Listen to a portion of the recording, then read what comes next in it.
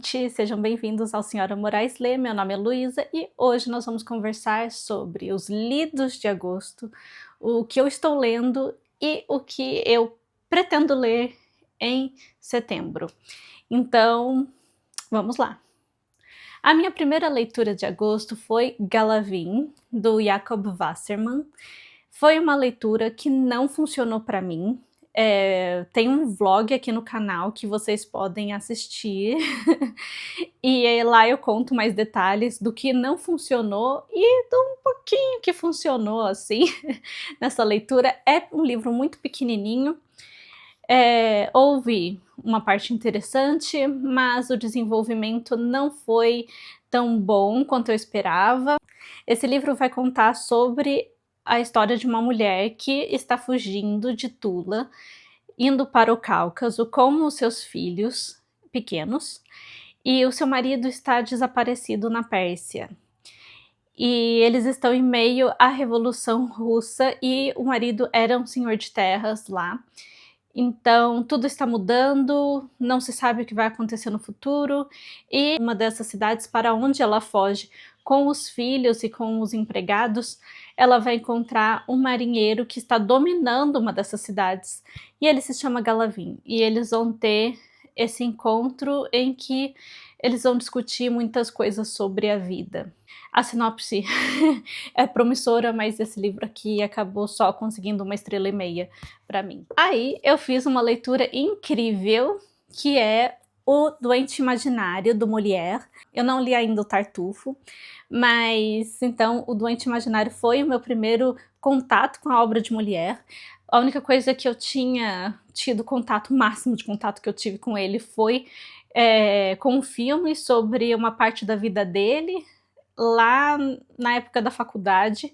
Então já fazia uns 10, 12 anos que eu assistia a esse filme, lembro pouco, e talvez esse filme não tenha feito tanto sentido por não conhecer os trabalhos do Molière, só ouvir falar o que ele representava para história da França, tanto no teatro quanto na literatura, e aqui está. Bom, no Doente Imaginário a gente vai ter um senhor chamado Argan, e esse senhor ele tem 2 filhas, uma que é criança e uma que já é jovem, já está na idade de se casar. Ele é hipocondríaco e ele recebe vários médicos na casa dele para tratar de suas doenças, e ele quer que a sua filha mais velha se case com o filho de um médico que acabou de se tornar médico também, com a intenção de ele ter, então, um genro que sempre vai tratar dele. Mas essa filha, na verdade, já é apaixonada por outro, e nós temos o desenrolar dessa história. A gente tem também a segunda esposa do Argan, a Belinha, e ela, na verdade, é uma interesseira, só que ela finge para ele que não. Nós, o público, o leitor, ele sabe que ela é. E temos também a Toninha, que é a empregada deles, e ela é sensacional, é uma personagem muito divertida. Aqui o Molière vai fazer críticas a pontos que ele considerava importantes na sua época, e por meio de uma forma muito divertida. É interessante aqui que tem uma parte que um dos médicos fala que é difícil você trabalhar na corte como médico, porque os líderes eles sempre querem ser curados, então é muito mais perigoso e ele prefere tratar de pessoas comuns, porque aí ele pode tratar e as pessoas comuns não esperam ser curadas. Então tem algumas tiradinhas, é muito legal, é muito divertido. Eu recomendo muito essa obra do Molière. A trabalho, eu acabei lendo Memórias do Subsolo, Cadernos do Subsolo, Notas do Subsolo. Existem inúmeras possibilidades para o título desse livro, do Dostoiévski. Gostei muito.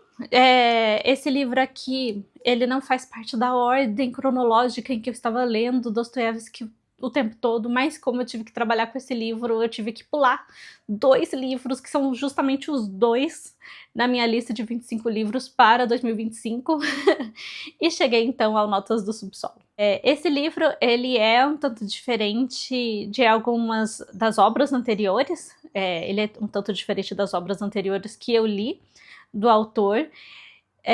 Ele vai me lembrar um pouco o Duplo, que foi o segundo livro dele. A personagem principal lembra um pouco. O Homem do Subsolo, ele é uma personagem sofrida, mas ele também é muito antissocial e ele não consegue perceber direito o que as pessoas ao seu redor acham dele, e ele não consegue trabalhar com essas relações interpessoais. Ele também é paradoxal, então ao mesmo tempo que ele quer ser mal, ele não consegue ser mal, e aí ele também se acha bom, e ele se acha melhor do que as outras pessoas, ao mesmo tempo que ele tem uma autoestima baixíssima. É, assim, realmente uma exploração da mente humana aqui. Freud gostava muito desse livro, né? E é um espetáculo. Ele é dividido em duas partes. A primeira é mais um monólogo e a segunda você tem mais acontecimentos. E é interessantíssimo de acompanhar. Junto com essa leitura, eu acabei lendo a análise do Joseph Frank, que foi o biógrafo, o maior biógrafo, acredito, do Dostoiévski. E ele faz uma análise muito interessante desse livro. Ele fala que, na verdade, esse livro é uma resposta a um outro que circulava bastante naquela época, que provavelmente era o livro mais importante daquela época, que se chama O Que Fazer. E esse livro era o livro de cabeceira dos revolucionários russos. Tanto é que o Lenin ele vai ter um livro com o mesmo título, O Que Fazer. E nós não temos esse livro aqui. E eu sei que tem uma edição portuguesa lá na Amazon e que dá para comprar para ler no Kindle, mas eu ainda não toquei nessa obra, porque, querendo ou não, Notas do Subsolo pode ser uma resposta, pode ser até uma sátira a esse livro, mas é um livro que também funciona por si próprio e que é genial. E muito bom mesmo. Próxima leitura concluída foi A Moça do Brinco de Pérola. Que livro legal! Eu amo romances históricos, é o meu gênero conforto, eu gosto muito, e geralmente eu pesquiso o que é real e o que não é, porque romance histórico tem esse problema que na verdade não é um problema, né? Para mim não é. Que é essa mistura do que realmente aconteceu com a ficção. Ainda não tive a oportunidade, eu separei alguns vídeos do YouTube que parecem muito legais sobre a obra do Vermeer, mas eu ainda não tive tempo de ver, mas eu quero muito ver. E também uma inscrita aqui do canal, a Ana, me passou um livro que ela comprou no Kindle, sobre as histórias do quadro dele. Eu também já comprei, mas eu também ainda não li, e eu espero ler em breve. Ela gostou bastante, então vamos ver. Mas aqui na Moça do Brinco de Pérola a gente vai acompanhar a história da Griette, não sei falar o nome dela, que é a Moça do Brinco de Pérola, e ela vai trabalhar justamente na casa dos Vermeers. E ela vai ser, então, uma das empregadas lá. E eles têm vários filhos, em sua maioria meninas. O menorzinho ainda é um bebê, que é o primeiro menino deles. E vai ser a relação dela com a família e com relação à própria vida dela também. Ela tá indo trabalhar numa época que era vergonhoso você ter a mulher trabalhando, porque o pai dela, que era pintor de azulejo, acabou sofrendo um acidente e perdeu os olhos. O forno explodiu no rosto dele, 2 morreram, ele sobreviveu, mas sem os olhos. Então ela precisa trazer o dinheiro para casa, já que o trabalho da mãe, que é uma fiação de lã, não traz o suficiente para que eles se alimentem. É muito interessante porque conforme a história vai passando, a gente tem alguns quadros do autor sendo confeccionados, sendo pintados, e tem toda essa parte também de como a tinta era feita. Então, às vezes, ela tinha que moer ossos para fazer a tinta preta. É muito interessante e é muito bom, você não consegue parar de ler. É realmente uma leitura muito gostosa. Então foi assim uma delícia, foi o ponto alto do meu mês, foi ler esse livro aqui, e já faz uma semana que eu terminei de ler e eu estou morrendo de saudade das personagens. Vamos para a parte dos livros que estão sendo lidos no momento. Eu estou lendo Crimes Vitorianos Macabros. Eu estou gostando bastante dessa leitura. Eu estou numa parte que é mais sobre lei e os carrascos, em vez de ser sobre os crimes em si. Eu acho que essa parte deveria ter vindo para um primeiro momento, para ser a primeira parte, não a segunda, porque a segunda são sobre crimes parecidos com os do Jack o Estripador. E aí eu tive essa quebra, então a leitura desse livro ficou um pouco mais lenta do que estava sendo antes. Não que essa parte deve ser excluída nem nada, só que deveria ter vindo primeiro para não ter essa quebra de expectativa com relação ao livro, essa quebra de ambiente, atmosfera, mais ou menos isso. Mas estou gostando bastante dessa leitura. Uma das minhas leituras do momento ainda é Uma Obsessão Indecente, da Colleen McCullough. Colleen McCullough é a mesma autora de Pássaros Feridos, e nesse livro aqui ela vai trazer a vida, o cotidiano, pelo menos até onde eu estou, de uma enfermaria 10, ou enfermaria X, eu acho que é 10, mas nessa enfermaria nós temos homens que começaram a sofrer de transtornos mentais durante a guerra ou um pouco depois da guerra. Aqui a guerra acabou de terminar, então tem alguns homens que já chegaram antes do término da guerra, e nessa vida cotidiana acabou de entrar um novo paciente nessa enfermaria, que é o Michael, e aparentemente Michael não tem nada de errado com ele. E isso acaba interessando a enfermeira Langtry para entender o que está acontecendo com esse homem. A gente também tem contato com os outros pacientes, não é só focado nos dois, na verdade quase não está focado neles, na parte em que eu estou. É muito bem escrito e muito interessante. A própria Colleen McCullough foi neurofisiologista por muito tempo, e eu acredito que ela deve trazer muito das vivências dela aqui como profissional, e é por isso que é um romance tão rico. E eu comprei no Sebo, aqui na minha cidade mesmo, aqui em Campinas, por R$8, e é assim, promete ser um livrão. Pelo menos até onde eu estou gostando muito. Eu estou lendo também Olhos d'Água, da Conceição Evaristo. Estou tirando esse atraso com relação à nossa literatura brasileira contemporânea. Estou gostando, li 6 contos. Estou indo para o 7º conto desse livro aqui. Dos 6 contos que eu já li aqui, porque livros de contos nunca são unanimidade, os livros de contos sempre têm altos e baixos. E assim, eu me apaixonei pelos 3 primeiros contos, muito bons mesmo. Assim, realmente gostei muito. O 4º conto eu não gostei. O 5º conto eu gostei.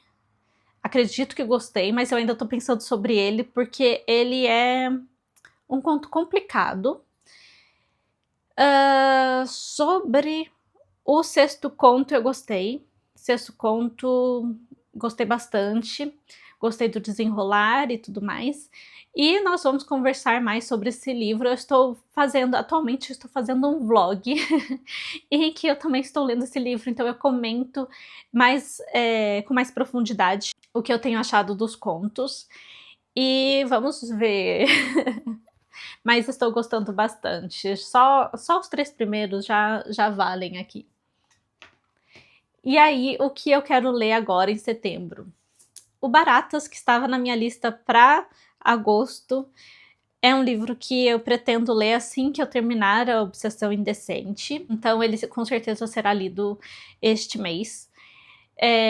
Aqui vai contar sobre um embaixador da Noruega que foi morto em Bangkok, e aí o detetive Harry Hole vai participar da investigação junto com a polícia local. Esse é o segundo caso do Harry Hole.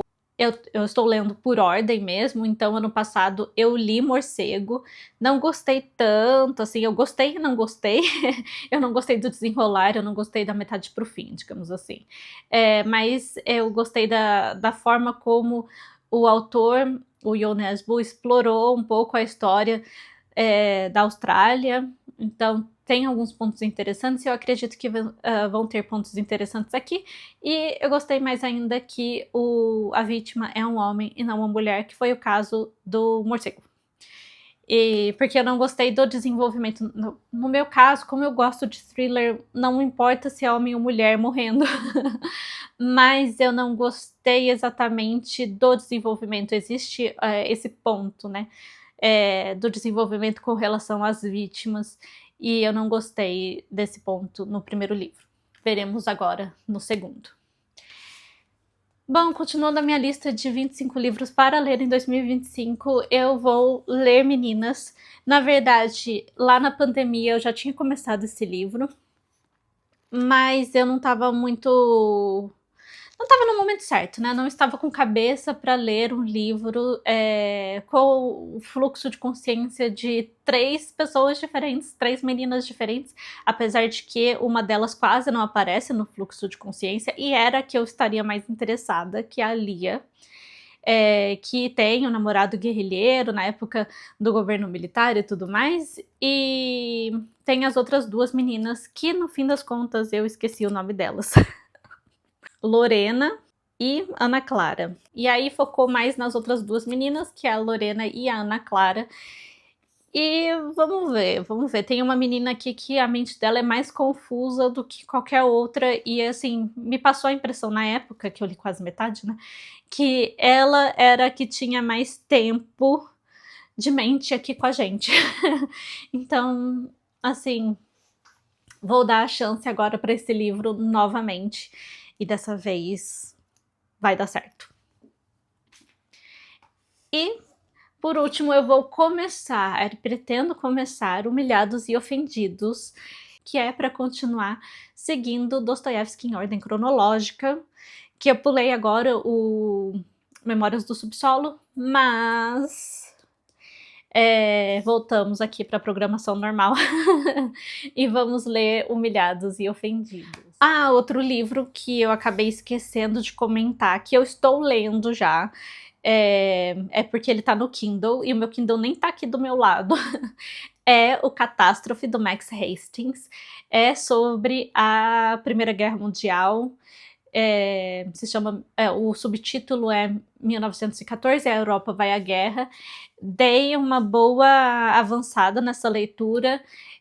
O Max Hastings, ele dá um bom panorama geral do que estava acontecendo em cada país participante, quais foram as problemáticas políticas, sociais e econômicas, e agora finalmente estou chegando no momento em que realmente a guerra começou a acontecer, e está sendo uma leitura muito interessante. Realmente, guerra é sobre outro país querer se afirmar, né? Um governante querer se afirmar o poderoso, e no fim das contas várias vidas, jovens vidas, são perdidas. Então esse livro só confirma isso, e por enquanto essas são as minhas leituras e o que eu pretendo ler no mês de setembro. Conte pra mim também o que vocês pretendem ler, o que vocês estão lendo, o que vocês gostaram de ler em agosto, o que vocês não gostaram de ler em agosto. E se inscreva no canal e deixe o like se gostou do vídeo. E eu vou ficando por aqui. Boas leituras. Tchau, tchau.